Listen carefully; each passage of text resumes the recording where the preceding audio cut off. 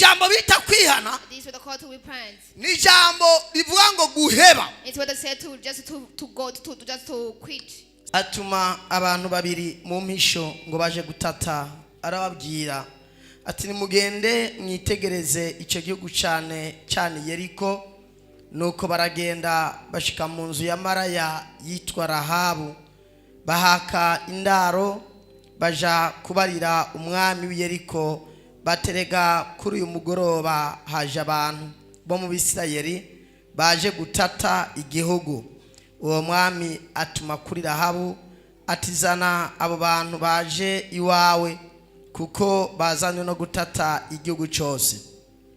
Ariko uwo mugore ajana abo bantu bompi arabahisha, araheza abarira izo ntumwa ati bavu niko kubaje haje abantu iwanje ariko sinamenye iyo bavuye. Nuko hageze mu mugarira buhwibiriye, abo bantu bace bagenda ariko sinzi aho baroye. Enda nimubakurikire murabafata. Ariko yari yaburije hejuru ku nzu arabahisha, abarenza ko ibiti by'ipishita bitari bwakubwe kw'inyuzi, ivyo yarayanikiye aho nyene ku nzu. Nuko babandi baragenda baja kubakurikira mu nzira y'Yorodani ku majabukiro yago. Bamaze kurenga irembo ry'igisagara baca barugarira. Nuko batarajyama uwo mugore arurira aja aho abo bantu bari ku nzu arababarira ati nzi yuko Uhoraho abahaye iki gihugu kandi mwaduciye ivutu, mbere abari mu gihugu bose bahiye coba ku bwanyu, kuko twumvise ingene Uhoraho yakamije ikiyaga gitukura imbere yanyu igihe mwava muri Egiputa, kandi twumvise n'ivyo mwagiriye abami bompi b'Abamori hakurya ya Yorodani, Sihoni na Ogi, abo mwagisheje gose. Tuvyumvise imitima yacu yaciye ituvamo, nta muntu numwe yari asigaranye umutima mu nda ku bwanyu, kuko Uhoraho Imana yanyu ariwe Mana iri hejuru mu ijuru no hasi kw'isi. Nuko rero ndabinginze nimundahire Uhoraho yuko muzogirira neza ab'inzu ya data nkuko nanje ndabagiriye neza. Mumpe ikimenyamenya cy'ukuri yuko muzorokora data na mama n'abasaza banje n'abarumuna banje n'ababo bose mukadukiza ntidupfe. Abo bantu baramwishura bati nimutavuga amagara yacu mukijije, natwe ntituzobora gukiza ayanyu. Maze Uhoraho niyaduha iki gihugu tuzokugirira neza, ntituzoguhemukira. Araheza aborokesha umugozi abacisha mwidirisha, kuko inzu yari ifatanye n'uruzitiro rw'amabuye ruzitiye igisagara. Niho yaba arababarira ati nimugende ruguru ku misozi kugira ngo ntimuhure n'ababagenza, mwinyegezeyo kumara iminsi 3 gushika aho ababagenza bazogarukira, muheze muze mubone kugenda. Abo bantu baramwishura bati niwatirigana mu byo tukubwira, iyo ndahiro ntizodufata. Enda nitwashika muri iki gihugu utuvundika akagozi gasa n'agahama kuri ridirisha uducishijemo, maze so na nyoko nabo muvukana nabo mu rugo kwa so bose uzobakoranirize ahi wawe. Mugabo uzotirimuka akava mu nzu yawe agasohoka, amaraso yiwe ni wazosubira ko natweho tuzocuna. Ariko umuntu wese azoba kumwe nawe mu nzu akagira icaba, amaraso yiwe nitwebwe azosubirako. Ariko nitwavuga iyo ndahiro uturahije ntizodufata. Arabishura ati biraba nkuko muvuze. Araheza arabasezera baragenda, maze afundika ako kagozi gasa n'agahama kwidirisha. Nuko baragenda barengera imisozi bamarayo iminsi 3 gushitsa bagiye kubagenza bagarukiye ariko babarondeye muri iyo nzira yose barabahebuye maze abantu bombi baragaruka bamanukana iyo misozi barajabuka bashikira Yoshua mwene Nuni bamudondera ivyababaye ko vyose baramubwira bati nukuri koko uhoraho agabuye ico gihugu cyose mu maboko yacu mbere cyose bose twabaranduye bene cyo bose twabaranduye imitima amen. Iyo bavuze kwihana when they said to repent, la repentance the repentance ni jambo is a word. ubwa mbere risigura regret kwicuza. Faith is called regret. La repentance Repentance ni ibintu biba mu buryo bw'imhemu so it's something happen in spiritual world, ariko bikafegita cyane isi y'imhemu. but often only affects the spiritual earth. Nigihe umuntu yicuza It's where somebody regrets ku bikorwa byiwe byakahise to his deeds of the past, ariko bigakurikirwa cyane but he followed no kwifuza guhinduka by wishing to be cyane repentant. ukavuga ngo kubera ibyo nakoze I said because of what I have done, ngomba kwihana n'icyamande I had to repent to him. sinzokongera ibi bintu. I won't just anymore do this. Rero kwihana To repent bishobora kugira ingaruka nyinshi nziza may have a lot of results ku byerekeranye n'umuntu bwiwe according to it, to cyane someone, ku byerekeranye na society according to the society, cyane ku byerekeranye n'ama emotion ibigumbagumba. according to emotions. Amen. Amen. Iyo umuntu yihanye When somebody is repentant, ubwiwe abazanye kuremuruka araremurukwa himself become being light. mu buryo bw'imitekerereze cyangwa In bw'ivyiyumviro. mindset or in a thought, Uyu mugano cyangwa uyu mugore cyangwa uyu musore cyangwa inkumi ahindura amakosha yakoze mu buzima, this man, woman, girl, boy, just changed all the mistakes. hanyuma agafata inshingano nshasha Then they take a new duty zo gukora ibikorwa bigororotse. of working rightly. Iyo umuntu yihanye When somebody repents, by'ukuri ahinduka mu mubiri, really change in the flesh, agahinduka ku mutima, and also in the heart, agahinduka no mu bikorwa. and also in his works. Haleluya. And Kandi iyo umuntu yihanye when somebody repented, cyane ararangwa n'ijambo bita ubuntu. often what shows him into what called grace. Haleluya. Hallelujah. Ubuntu buba muri we The grace being to kuko him. umuntu yaba ameze nabi However, someone may be bad. wamuraba ubona afise fresher. When you look at him, it's like he looks. Iyo umuntu yihanye When somebody repented, akava mu byaha go from sin, yinjira ari umuntu agogoretse he enters being badly, ariko agasohoka ari umuntu ashishe but he goes back being also badly, asa neza. being good. Haleluya. Hallelujah.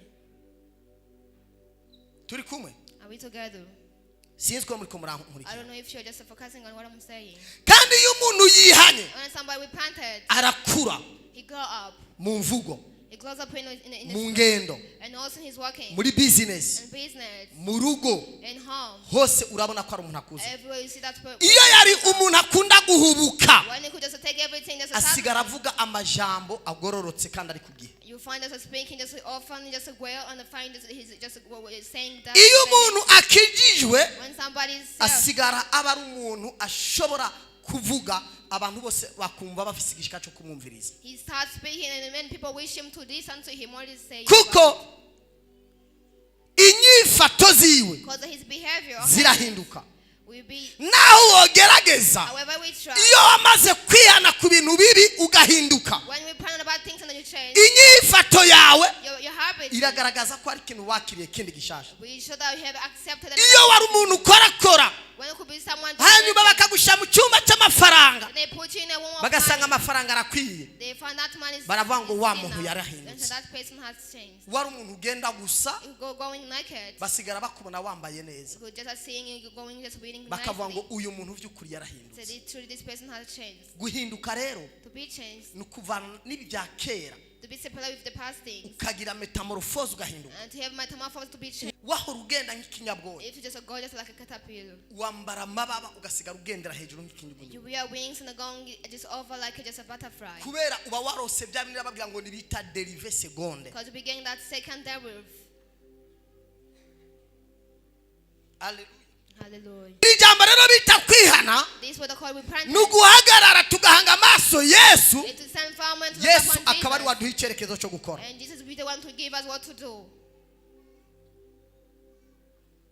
Kiretse ingaruka nziza Unless the good results. nta ngaruka mbi iri mu ijambo bita kwihana. No bad result which inside of that word they call repentance. Kuko iyo umuntu yihanye But when somebody repented, akura ubwiwe akibohora he closes up himself and also delivers akongera himself. akabohora igihugu n'umuryango wabo. And also deliver his people and his country. Twumvise uyu mugore bita Rahabu. We had this woman called Rahab.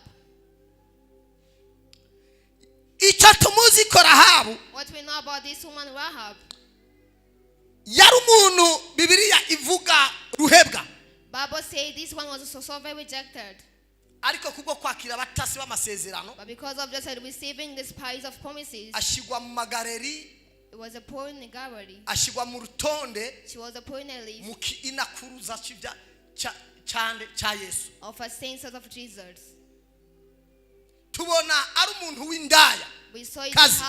a hard woman. ariko bikarangira arongowe n'umuntu w'umunyamasezerano. But it finished being just being married with a promised man. Rahabu And Rahab, byasigura ngo kwaguka. meant to be enlarged. Iyo bavuze Rahabu When they say Rahab, baba bagombye kuvuga ngo we bwaguke. they say you enlarged one. Bari mu isi iryo zina They- fatiye ku murimo yakora. Due to her work. Ngo asha ngujya Say that one. ngo ni 28 November nico basigura Rahabu. What they want to make. Gute Rahabu How Rahab ashigwa muri galeri was a post y'abakozi Imana rurangiramo. of a God's servant. Mu bagore batatu Bibiliya ivuga bakoze bikomeye Among the two women that Bible b'abanyamahanga of a stranger. bashyizwe mu rutonde They rw'abanyamasezerano. are poor and Rahabu of arimo. promises. Rahab is among. Ngoma ndakubwire ngo uhumure, I want to tell you to be calm. haracyari ibyizigiro They say hope. ko Imana igushaka kugihe. That God will set you on a time. Nshima Imana ko Imana yaduhaye akaryo ka 2025 I think God has given us another opportunity for 2025 yo guhagarara to stand firm ugashikama and to be stable hanyuma ugakura. and to be stable to God. Ugomba kwihana ukizwe, You have to repent and be kandi abantu bose bo mu muryango They're iwacu all family members. uru rubanza rugiye kuza They're gonna come. tugomba kubakuramo We ntiruzobagereka. have to move them from me. nta n'umwe wo mu muryango iwacu And dusangiye amaraso, but we have the same umva God. dusangiye igisanira, They're sharing the abagiye muri gehonomu baragiye. Dezorome mpagaze ngaho isezerano ry'umwami ko bose bagomba gukizwa mu But they have muryango to wawe. be saved in your family.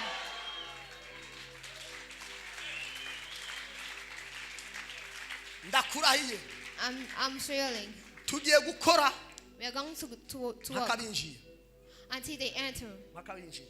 Until they enter. ntibatwise amazina They name that name. ubwo bagiye kutwitirirwa, bagiye kumenya ko by'ukuri twasenga. But they're gonna be named our name. They're gonna know that we have Umunsi winjira gukizwa They will enter and be niwo saved. munsi bavuze ngo baragukorofye, They say have make you bad. niwo munsi bavuze ngo uri gihura mutwe, They are so very niwo bad. munsi bavuze ngo nta kindi kimujyanye ngo hajya ngo shaka ubuzima bwase, ariko bagiye kumenya ko byanse, They're gonna find out bagiye it's kumenya bad. ko They're gonna byakunze. find out it has been possible.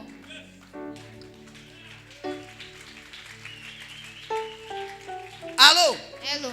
nagomba ndakubwira ikintu I want kimwe, to tell you one thing. urubanza rugiye kuba They're just gonna come. ni umva, Listen. nta mpuhwe, nta mpuhwe. Bibiliya yavuze ko aha Yoshua 6:17 Joshua 6 chapter 7. ngo arababwira ngo genda He told them go. ibintu byose muturire mwice, But no things in the kiretse field. abari mu nzu kwande Unless those one kwande honyine, unless those one is in house of woe. kiretse vuga ngo kiretse abari mu nzu iwacu. Unless those one in the house of ours. Wumvise Satani ibyo yakoze, You had what Satan has done. yarungitse abantu He sent people kwica, to kill, guhonya to destroy abantu bose mu gihugu, all the people in the city. yarungitse inzara, He sent hunger. ariko ngo kiretse But unless iri jambo narababwiye, what I told kiretse you, unless Aburahamu aravuga ngo abandi bapfa, Adam kiretse died, unless abamwakiriye those that received him. kuko yabaratsindanishirije, ngo abamwakiriye yabaye gucika abana b'Imana, yarabatsindanishirije, yatumye amagwara ngo genda murimbura abantu bose, kiretse abo mu rubyaro kwande, Unless from the child on Kiretse. the fool. reka nakubwira ibi bintu kugira ngo uvyumve. Let me tell you this. Iyo umuntu apfuye, When somebody died, umuntu wese apfuye when somebody died, acahana mu cyumba, He went through a chamber. Munyumviriza. Listen to me. Iyo upfuye When you die, nico gihe umuntu agira ubwenge bwinshi. you are somebody having much knowledge. Iyo umuntu avuye muri no mubiri When somebody moves from this life, acishwa muri ico cyumba. they be put in that room. Nababwiye ngo I told you, abafise abamarayika. if be having an angels, Mwabonye abamarayika. you see these angels. Avutse When he's born, Imana imuha umumarayika wo kumwesikora. God gave him an angel to go Wo kugenda murinda. to go. Satani nawe Then Satan. asa umumarayika wo kumuteza ibyaha. Then they bring an angel to harm him. Iyo rero umuntu apfuye When somebody dies, akava mu mubiri they move from the flesh. atwagwa It be blown. n'abo bantu babiri But that two persons, akindizwa muri cya then in cyumba. that room.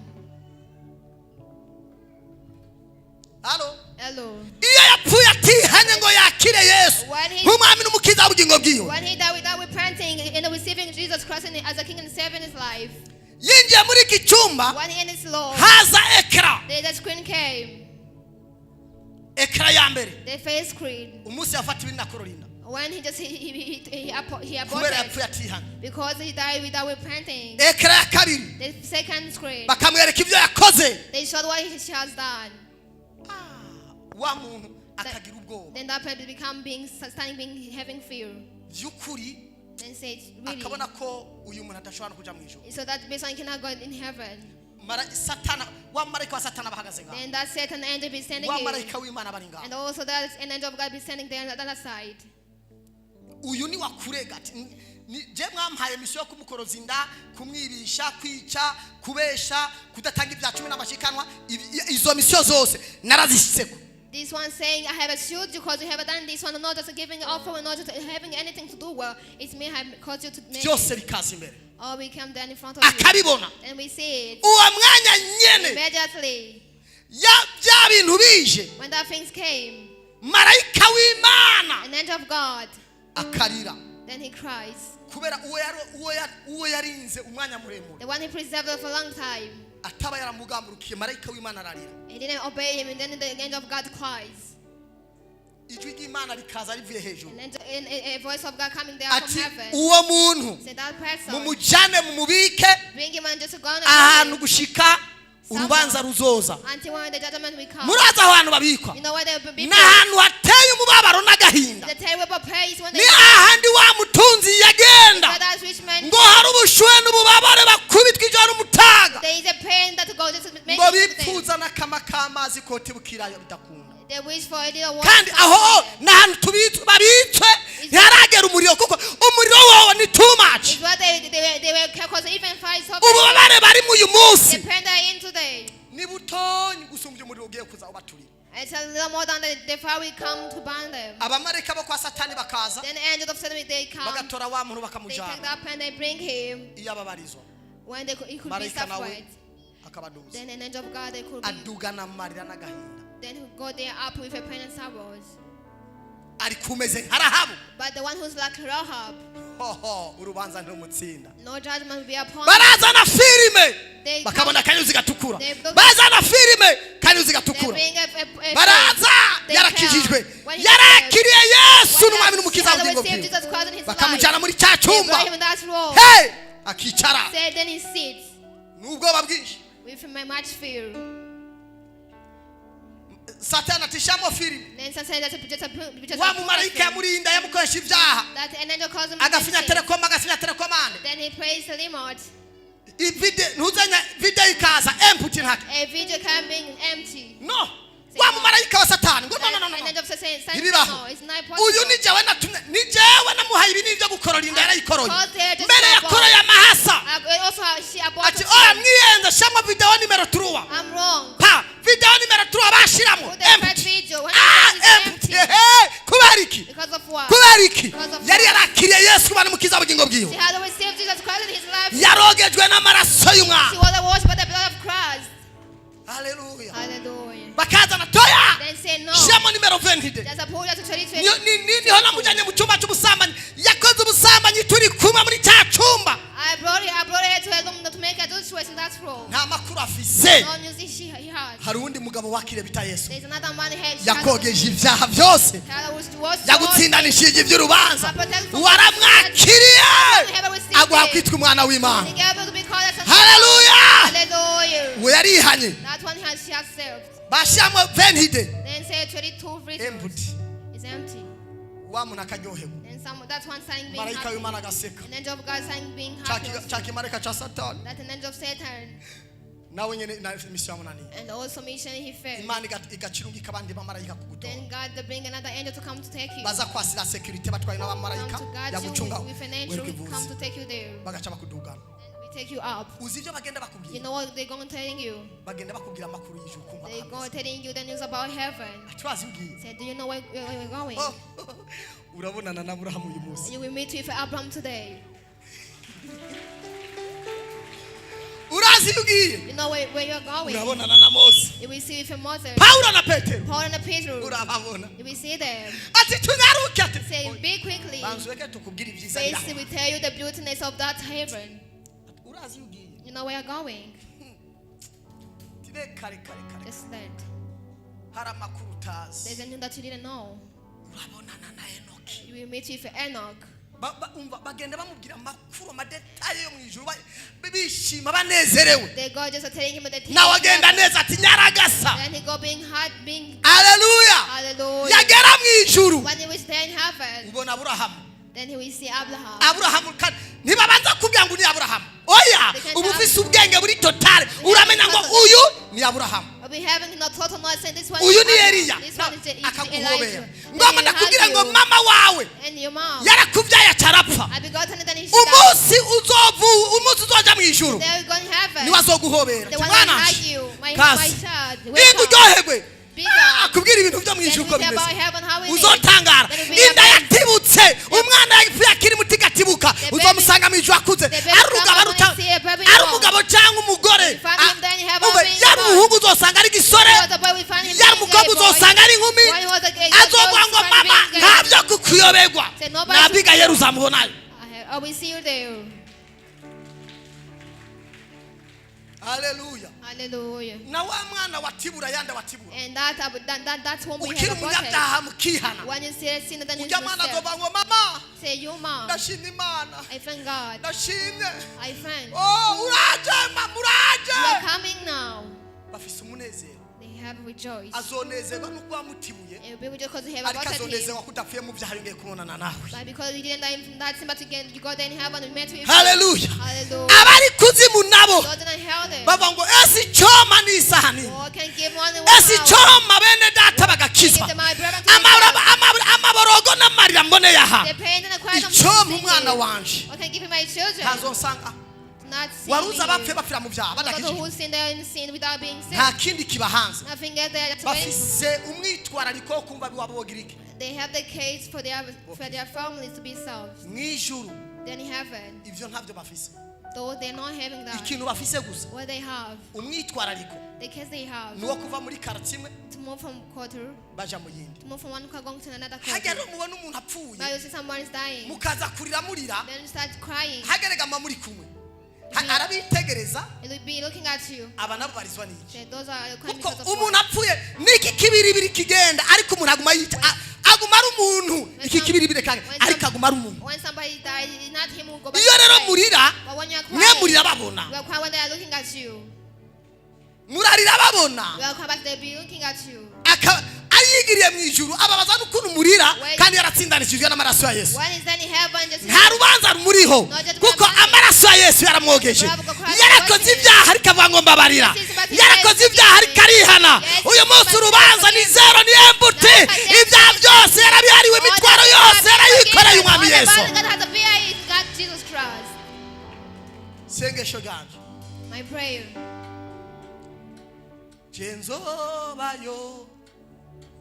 genzobayo niyo sengesho ganje haleluya Hallelujah. haleluya Hallelujah. umva tuzobayo We'll be there.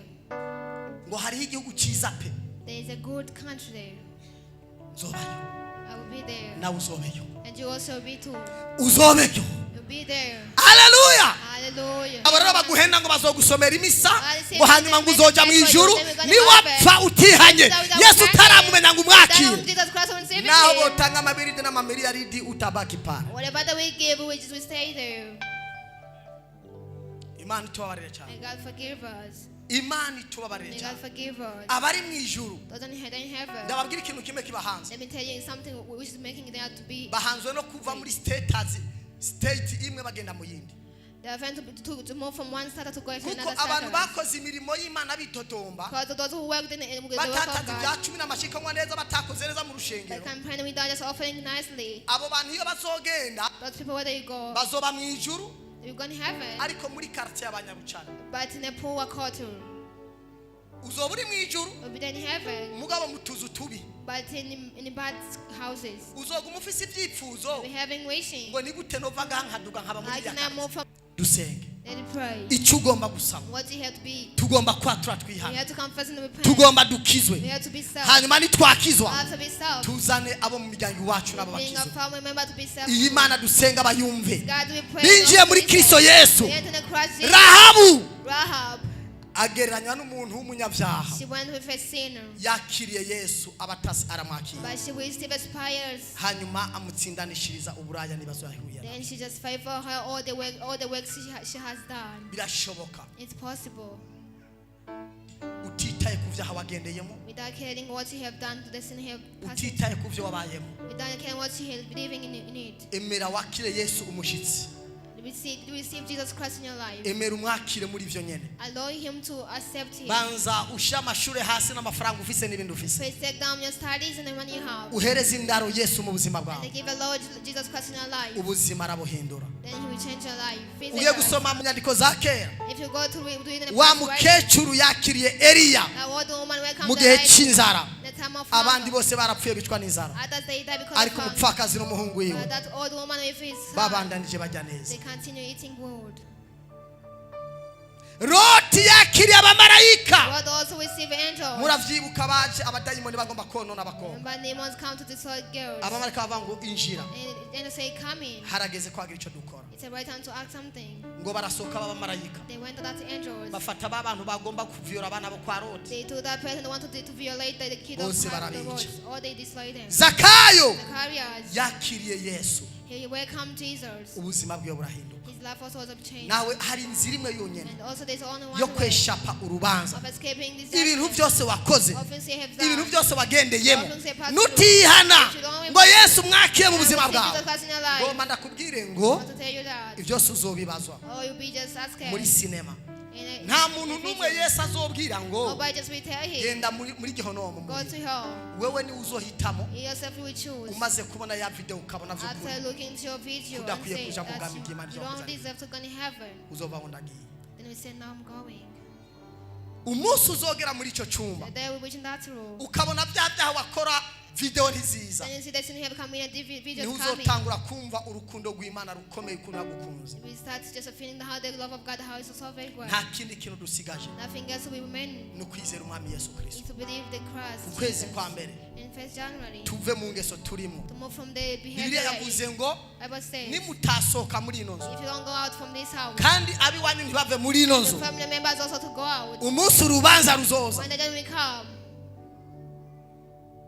mwebwe ntimuzotsinda. will not be just. Mwebwe mwamaze kwakira Yesu umwana umukiza mu You gihugu have cyawe. already received Jesus Christ as the King and Savior in your life. Tureke kujarajara hanze. It has been going out. Nitwagenda hanze If you go out, tugasubira gusambana, kwiba, kubesha, tugakora ibyaha, then we come into nitwihane, sin again and know we repent. umunsi Yesu azoza When Jesus will come, tuzorimbukanwa n'abanyabyaha, we will be destroyed.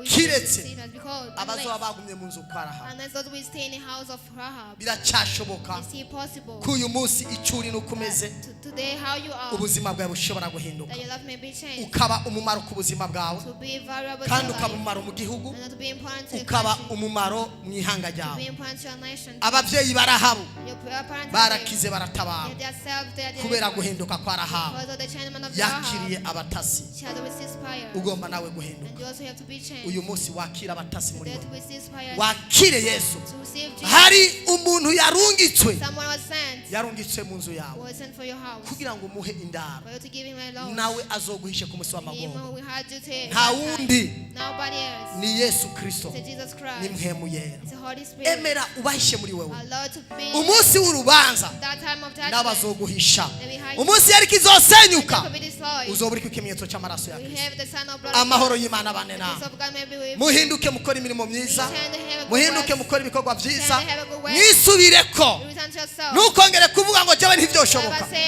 can be. ngo jewe ibyaha nakoze Imana ntiyo bikimbabarira I can have ngo jewe ibyo nagendemo Imana ntiyo bikinyumva passing through God can biracyashoboka be possible. uyu munsi imbabazi z'Imana Today the mercy of God ziracari hejuru y'ubuzima is bwawe still upon your life. muri uku kwezi kwa mbere kuba ukwezi ko kuvavanwa n'ibyaha ukwezi ko gutandukana na kamere ukwezi ko gutandukana n'ibyo twakoze tugahindukirira Imana yacu And we turn to God again. hanyuma twongere kujarajara And also to not to dwindling around. kugira ngo Yesu tumuhe ikibanza For cyawe Jesus Christ to give him a first praise. ukwezi kwa kabiri The second month azomanura umuriro muri twebwe will be the fire will hanyuma be now. azoduhezagire mu kwezi wa And gatatu also we praise on the third month. ndashaka dusengane I need to pray for someone. by'ukuri yumva uyu But munsi if that today, yovuga ati Mana I say God, ndashaka guhinduka I want to be changed. nibyo narakijijwe Yes, I have served. ariko naravuye mu nzu kwa rabu ndajarajara I moved from the heart of robber, I went out. narakijijwe Yes, I have served. ndongera I ndajarajara also went out. ariko uyu munsi ndumvise ijambo But today I have- ngomba kongera kunyaragasa I want to be quick. muri ya nzu y'ibita Yesu The heart of mu nzu holiness, y'agakiza the heart of nta salvation. handi Nowhere else. ngomba kunyaragasa I had to be nongere quickly. kuva hanze iyo Then to nzu move out. ninjire mu nzu Then I entered inside. kuko umuhero Because urubanza rugiye kuza the judgment is going to come. ntirusange ndi hanze mu Not busambanyi find me not see the inside. ntirusange Outside. ndi hanze mu busuma Not find me there ntirusange outside. nkiri muri masturbation So find me there in masturbation. ntirusange nkiri mu kaboregwe Not find me being drunk. ntirusange nkiri muri bya byaha Not find me when I'm seeing that. ntirusange nkiri muri za ntege nke Not find me when I'm seeing that wicked. ko ndose aka karyo I have got this nyaragasa opportunity. winjire Big when I enter. umuryango uturugagwa Then when the Yesu not atanze closed, akaryo when Jesus has ukwezi given the kwa opportunity, mbere the first month, kwari ukwezi ko kwihana where the mouth of nyaragasa repentance, be quickly. haracyariho ibyizigiro They see a hope ko Yesu akubabarira that Jesus will forgive you. urubanza rugiye kuza The judgment is gonna come. ninde azokurengera Who will just overcome you? urubanza rugiye kuza The judgment is gonna come. ko by'ukuri wabwiwe kenshi kwihana bikanga We have told many times about it's hard. ninde agiye kukurengera What's gonna overcome to you? icyambere mbere ko dusenga n'abantu basubiye inyuma bavuye mu nzu The first will be the first ni without ukuvuga ngo praying. turi ngaha turi bice bibiri It's meaning this time. hari abantu There are people. bari barinjiye mu gakiza They went in salvation. ariko bongera gufatwa n'ibyifuzo barasohoka But they bavamo attacked with emotion. They went out. ariko iwabo bataha But they are home. They went barazi out. ko ariko arahaba They know it's a have house.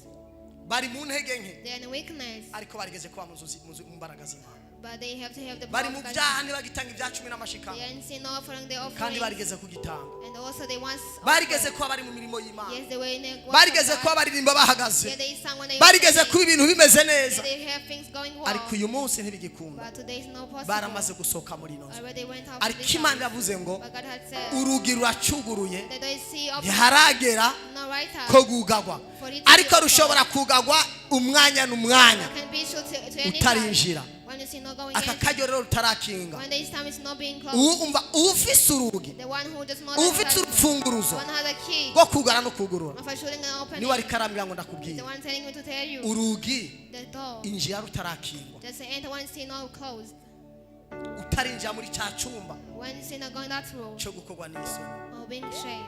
aho uzumva winjire uzokwinjira muri cya cyumba When we going that long. videwo zidasomeka When video will not be read. kubw'amaraso ya Yesu Because of the blood of Jesus Christ. kubw'imbabazi ziwe Because of his mercy. hari imbabazi There is a mercy. mu maraso ya Yesu In the blood of Christ. ngomba gusengana rero I n'umuntu want to pray with someone atari that bwigere yakira Yesu who haven't received Jesus nk'umwami Christ n'umukiza w'ubugingo as the King bwiwe and Savior in his soul. iby'agakiza yarabyumvise But haven't said he had it. ariko ntihari bwamwizera But you haven't yet ntihari received it. bwature Haven't yet ko confessed Yesu ari umwami n'umukiza that Jesus Christ in seven heart w'ubugingo bwiwe of his soul. cyangwa iyo yoba yarabyatuye But he haven't confessed it. ariko ntiyabyizera But I didn't believe it. kubera yari mu gakuku Because he was among uwo clothes. ndashaka ngo arenguke ngaho imbere I want that person to come here. ndamufashe kwakira Yesu I help him to receive ndamwinjize mu nzu uko arahaba We enter him in hama abandi house. nabo Not others. twari twaravuye mu nzu To move out from this house. tunyaragase twinjiye mu nzu Be quick to enter again. kugira ngo ntitwongere kujarajara But to know to went and go out. kandi And duce tubwira nabi iwacu nabo we tubaza tell our family member to come here. nkeneye umuntu atari And bwihane it's somebody who haven't yet niwe nkeneye confessed. kugendana nawe They want to go with. nagoma ndakubwire ngo reka I gusamara want to tell you don't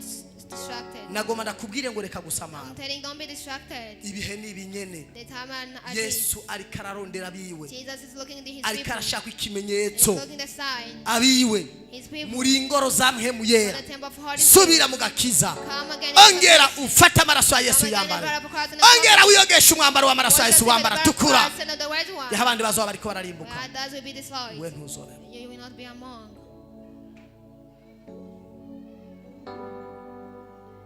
ngeneye gusengana no You need to pray with someone. ukaba uri ngaho utari bwakizo If you are here, haven't dusa yourself, ikiganza uhaguruke lift your hands up and stand up. haguruka aho nyene Stand up where you sit. wowe utari bwakizo Haven't been saved. reka kugira ubwoba Don't be afraid. nizere n'ahandi hari ubuhungiro Where there's a ni muri refuge. Kristo Yesu And kwa Jesus. nagomba ndababwira ngo urubanza rubabaje Hear the judgment. hari umubabaro n'agahinda The judgment which is for so very aho hard. na mama na so batazokubabarira Where your power will not fail kuko you. nta mpuhwe zizoba zikihari Because no impact will be there. azokubwira ngo mwana bayi nta Tell you kundi my children by no uwo anyway. wakoreye The nugenda one is saved, go with you. tera intambwe ushike nganda Take a gusengera step here forward and I will pray for you. mutera intambwe mushike nganda basengera Take a step here forward and I will pray for you. hagarara ngaha Come and stand here. ndagomba I kugusengera want to pray for you. ndagomba ndakubwira ikintu kimwe I want to urabaye tell you that one thing.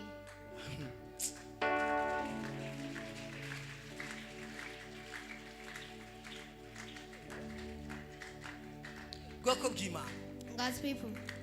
hari intaye numvise There's a testimony I have heard. yavuzwe n'umukozi w'Imana umwe I was just spoken by one servant of hariho God. umugabo yaba muri Amerika There was a man who was living there in America. yari umukozi w'Imana He was a servant of God. yatanguje ishengero ahantu mu ishamba bita Amazon He started a church where in Amazon ku myaka forest. 60 abwira ubutumwa bwiza abo bantu And 60 years old he preached. igihe kimwe arapfa One day he died. apfuye ngo agenda mu ijuru He died and he went there in ashitse heaven. mu ijuru When he was staying in heaven, yo ngo abona Aburahamu he saw Abraham. ngo aramubona ngo mahoro Aburahamu He said, "Greet you, Abraham." Aburahamu aramwishura Then Abraham aramaza answered ngo him, umaze igihe ngaha kingana gute "How many times have you been here?" ngo ndahamaze iminsi He 2 said, 2 days. kandi ibyo nta myaka 5 haciye bibaye It's not even more than 5 years has. ngo ahura na ba Mose na ba Eliya n'abandi Then he met with Elijah. ngo ahuye na and others. Paulo When he met with ngo aramaza ngo Paul, Paul ngo umaze iminsi ngahe he said, ngaha "How many days have you been here?" ngo ubu nyene niho nkishika He said, "Right now I have preached here." aratangara And he was so very ngo amazed. abamarika bari bamutwaye Angels were ngo bringing them. baramutembereza yumva araryohewe They visit him, then he was so very ngo joyful. baramubwira ngo They told him, twari tuje kukwereka "We ahantu can't just show this place, inzu yawe uko imeze how your house is. ngo kubera utaruse umwanya wo gutanga ibya 10 n'amashika kandi uri umugwiza tungo Because of reading the offering, the offerings and the tithes." urabona Because ngo when you are iyi rich. nzu ngo nubwo iri muri quartier ya VIP You see, even the house is in a villa place. kubera abantu babwirije ubutumwa bwiza Because it preached many people. ngo hari utuvise tutari figise There's some clothes not fixed. urabona hariya haracara agatoboro They nta see mastiki how niko no anything wa mugabo there. abwira abo bamarayika ngo oya ngo je ngo mbabarira ngo je nigumire ngaha nzova kuyibamo That Bavuga man ati, said, "Oya, "Just forgive me, I will stay turaguhaye here." uwundi mwanya So we give you genda another time. wongere ijya nzu uzosange warayishyizemo ntidushaka kuba mu nzu mbi cyane kandi iri muri iyi karti Go there and do it again. We found there. wa mugabo ngo aje When that man came back, ngo yahuye n'amahasa abiri he met with a twins iwabo bo mu ishengeri iwe of his ngo church. baduze ngo arabaza ngo muvuye ngo muraje ngo natwe when they want to turaje say, "Are you ngo coming?" banezerewe When they're so very ngo nanjye happy, mvuyeyo he disi said, I'm coming. ngo ageze agarutse When he come back here, ngo asanga mu ishengeri iwabo he found his church. bamaze indwi mu kiriyo They have been just in all the week Cy'uwo in the mupasiteri morning of that pastor n'ayo mahasa abiri and that twin. ayo mahasa abiri bagiye ngo muri quartier bita California That twin they go in the bari mu modoka imodoka irabagonga When barapfa but they just had baca baja mu accident ijuru inside. Then they go in uwo heaven. mupasiteri That pastor, yasanze bagize ikiriyo aravuga ngo reka ikiriyo he found them duhuye in nabo heaven duhuriye morning. ku irembo ry'ijuru binje banezerewe Say, "Stop this morning, gezaho because I have tisinaka met turahuye that person we have met with him." kuko umupasiteri yamaze indwi yarapfuye But that pastor just all the weeks long just was amara nk'iminsi 4 then the pastor just Ari like muri 4 moro. days being in the morgue.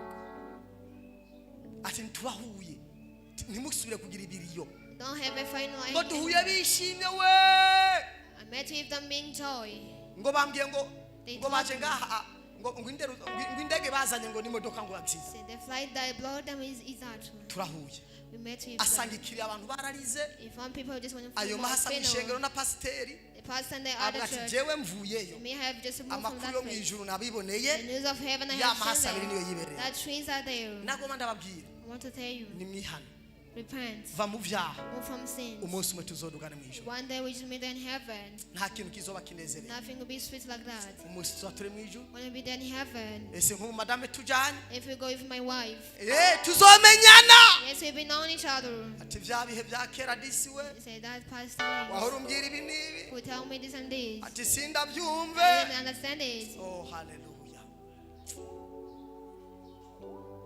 oh gira abagabo bacu bihane tell our husband to repent. ubabwire ngo They biracyashoboka say it's still possible. babwira ati nyaruka mu nzu y'Imana Come biracyashoboka quick in the house of God, still possible. mw'abantu mudakorera imirimo y'Imana mu nzu You are not y'Imana working the God's servant. mw'abantu murimbura amaboko You're late. umukozi w'Imana avuga ijambo ntimuhezagire God's servant is saying, well, muzosanga mu you're nzu not zanyu atanu blessing. udukaro turiyo You will find your house or then you have muzokama no mwifuza ati none jewe sinoba hariya ntibigikunda ati And I be ntibigishoboka there say not possible anymore.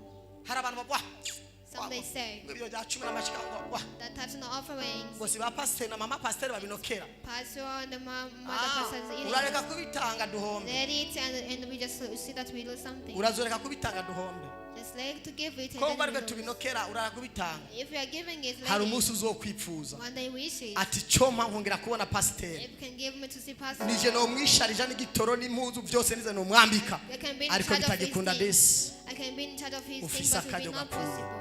But now we have a right time. ko kugira icyo ukoze Have enough time to do something. uwundi nawe yumva by'ukuri And a person who feels ready. yahora mu nzu y'Imana He was in the house yari of yarinjiye mu God. by'agakiza Yes, he was in a salvation. ariko aradebukirwa yongera gukora ibyaha But he was awakened and also he was yesu in a yongeye sin kuntuma again. ngo ndakubwire ngo Jesus sent me to tell you. aguhaye akajya ko kongera kwihana Has he given you upon you to repent aguhaye again? akajya ko kongera kwezwa n'amaraso ya Has he yesu given you to be clothed by the blood of the cross? uhaguruke nyamba wo burimo Stand up if you are more. uce bugufi Then humble yourself. ushobora kumva utofukama ahuri If you can feel that you cannot humble when you are. ushobora kumva utofukama ahuri If you feel that you cannot bow down when you are, uricara sit. ariko ushobora gufukama But if you that can bow down, ufukame aho bow down when you are. ubwiye ngo ndafukamitse amavi y'umutima n'umubiri I'm bowing down with my knees in my ndihana heart. ibyaha byose nagendeyemo I'm repenting of my sin I have narabaye passed mu nzu through. y'Imana Yes, I have lived in the house ariko of nkora God, ibyaha but doing the narabaye sin. mu by'agakiza I have lived in a salvation ariko nkora thing, ibyaha but I have committed sin. ariko uyu munsi But today, nemeye kwihana accept to repent. ngaba mwebwe mbanze musubiremo Just repeat mudugije ikiganza cy'iburyo by lifting your right hand. mwebwe mwene muvuge ngo mwami yesu You yourself say King Jesus. musubiremo ati mwami yesu kristo Repeat King Jesus Mwami Yesu Christ. Kristo. subiremo ati mwami yesu kristo Say King Mwami Jesus Yesu Christ. Kristo. ati jewe Me. Jewe. vuga izina ryawe Say your name. jewe Jewe Me. Prince. vuga izina umwe wese avuga izina ryawe avuga ati jewe Jewe Me. Prince. uhereye uyu munsi Uhereye uwo today. munsi. ndatsinzwe n'urubanza I am That's defeated by no romance. judgment. none None. ndemeye kukwakira None accept to ndemeye receive kukwakira. you. ngo umbere umwami n'umukiza Be Umbere my King umwami and Savior n'umukiza. w'ubugingo bwanje of my Ubugingo soul. bwanjye. ndakubera umwana May be your kid. nanje umbera umubyeyi Nanje And there be a umbere power. umubyeyi. uhereye uyu munsi Uhereye uwo munsi. izina ryanje My name. vuga rwose ati izina ryanje Say loud Izina my name. ryanje rifute mu gitabo cy'abanyabyaha Delete it in rifutwe the mu book of gitabo sinners. cy'abanyabyaha. uryandike mu gitabo And cy'abagororotsi the write it in the Cyandike book mu of gitabo righteous. cy'abagororotsi.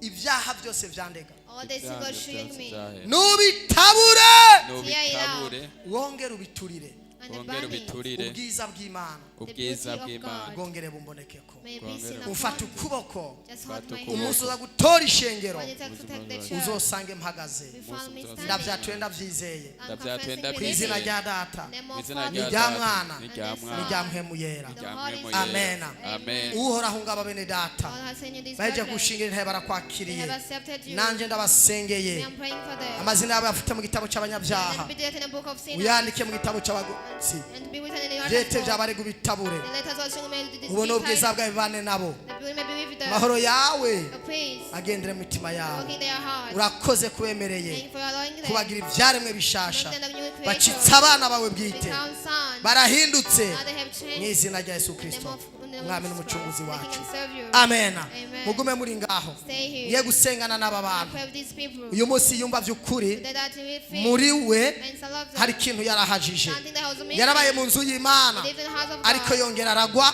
But also he would just yakoze further. icyaha He may come in ariko arumva uyu munsi by faith today. ko hari imbabazi z'Imana Grace of God. arumvise ijambo Has heard the word. urumva wo kwihana That can repent. reka manze ndaguha akaryo Let me first give you opportunity. ivyuma mubihagarike The instruments. imiziki of sound. igisigaye c'imiziki Not the time of music. igisigaye c'inanga n'ibitari It's not the time of ni igihe cyo songs. kuririra Imana It's a time to cry and to God. tukayibwira ngo tubabarire God, just forgive us. ushobora kuri kurankurikirana uri kuri televiziyo Maybe following me on TV.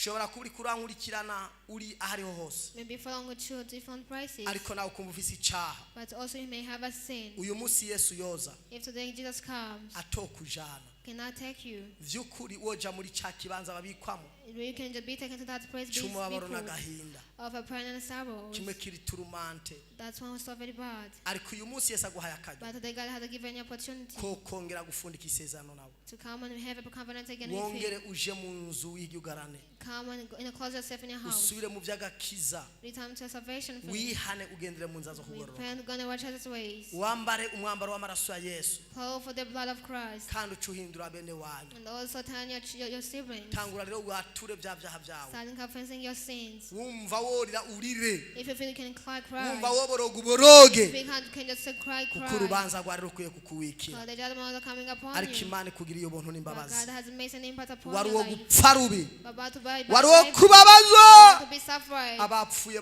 batihanye barahombye Those who die without repenting, they lost abapfuye something. batihanye babonye That they ibyago die without repenting, they had lost. amahirwe bafise bari mu maganya The n'agahinda occasion they had any sorrow and izuka pain. bazozukira umuriro They will be rejected by a fire. ariko jewe nawe turacafise But me umwanya and we see have a time.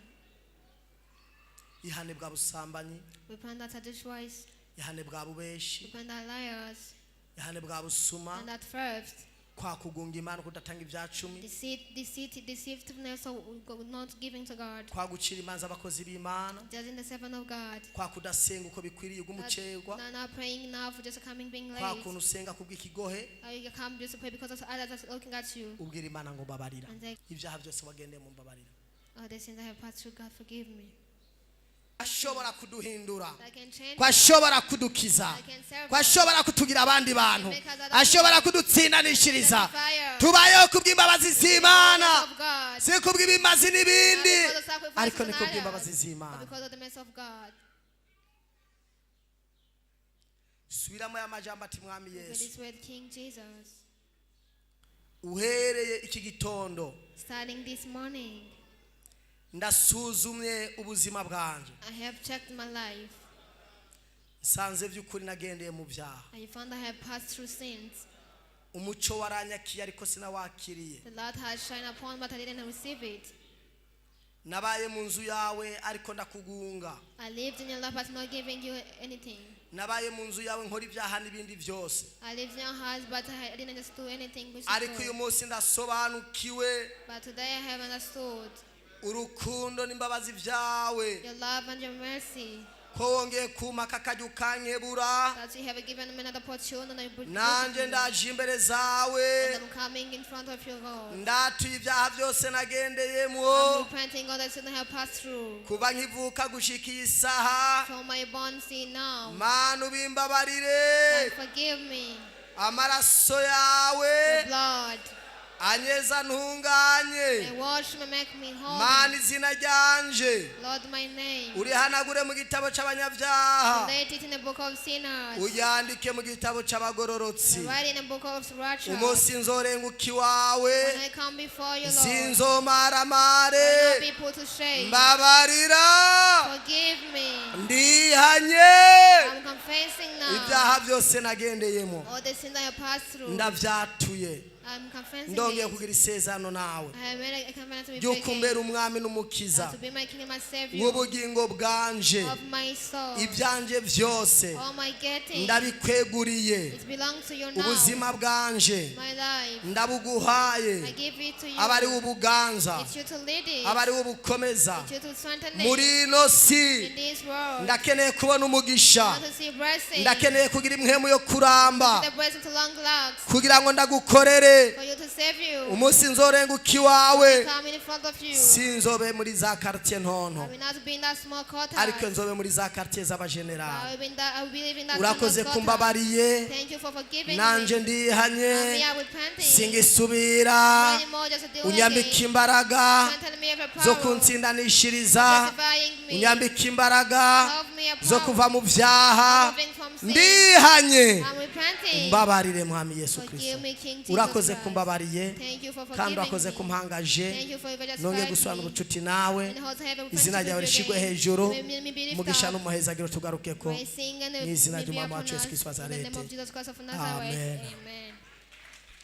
Amashi menshi. Many corpses. Muhaguruke. Stand up. Muhaguruke. Stand up. Tugomba dusenge. We need to pray. Tubwire Imana ngo Mana To tell God. twambike imbaraga Strengthen us. zo kunesha icyaha muri ku kwezi. Of winnings in this Subira month. mati mwami Yesu. We pray King Jesus. Nyambike imbaraga Clothe me power zo kunesha icyaha. of winning the sin. Nigisa naco. And if it's kind, N'igitutu cacu. if it's shadow, Uhereye uyu munsi starting today, ivyangwanya what was going opposing me, ivyari vyarananiye what guheba has failed me to late, ndavyiyambuye. now move for myself. Umbabarire, Forgive me. umbabarire. Forgive me. Uhereye uyu munsi Starting now, ndemeye I accept kugendana to nawe, walk with you, kugendana nawe, walk with you, kuvavanura to move n'ibyaha vyose from all sin. nahora I ngenderamo. used to go on. Ndavyanse, I refuse it. ndavyihanye, I repent it. ndakiriye agakiza. Receive salvation. Umucyo wawe The light. numurikire. May light Uyu upon mwaka me. This year. umpe guhagarara mu gakiza Give me neza to stand firmly in kandi salvation. umpe gukura mu bwami And bwawe. also to grow up in your Urakoze kingdom. kuvyumvise Thank you for hearing kandi this. urakoze kubikoze. Thank you for doing it. Ishimwe n'icubahiro, The praise and honor. ishimwe n'icubahiro The praise and honor. bikugarukeko. Come back to you. Umugisha The blessing n'umuhezagiro and the praise. ungarukeko mu izina rya Yesu May it Kristo. come upon me again in the Amen. name of Jesus. Amen. Ndaguhezagiye mu izina rya Yesu Bless Kristo. you in the name of Jesus Uku Christ. kwezi Imana ikwambika imbaraga n'inkomezi zo May kunesha God strengthen you in the power of ivyarondera winning the kukwica vyose uhoraho nabikwigize kure. sin. What's going to against me, God, make it out Ndagusengeye from me. imbaraga z'Imana n'agakiza kamwe muyera kagendere muri wewe. Pray for the power of God and the salvation to go off in your life. Uhereye uyu munsi Starting today, ibimenyetso n'ibitangaza the sign of miracles. bigende bikoreka aho uciye. We're going to Aho uhonyora why we stop. uzohabona igitangaza. We see a miracle. Ijambo ryose The uzovuga word we say. Imana izoreherekeza imiso n'ibitangaza. God will follow it from Ikintu the cyose other side. uzovuga Whatever we speak Imana of, izokivyazemo umusaruro. God will make it profit to it. Ndagusengeye ubwawe I'm praying for yourself. ubera inyishu bene so. Be a solution to your brother. Haguruka usenge, Stand up on the gira prayer. ubutumwa abandi bantu, Reach others people. haba ku kazi, Go even haba mu byo dukora, even what we're doing. haba mu mirimo ya misi yose. Even in the way we Tubwira went. abantu ubutumwa bwiza, Preach people. tubabwire ko Yesu agarutse, Jesus is coming banyaragase bihane, Could be with babe mu nzu y'agakiza. To be in a wild Umunsi Yesu assembly. aza kurotora ishengero When this will come to the king azosange church, bagihagaze. we found and see Nagomba standing. ndagusabe I want to ask you, uhereye uyu munsi starting today, ntugasubire kugaruka mu nzu y'Imana don't ever come back in the church of God. utazanye n'imiburiburi abantu batatu.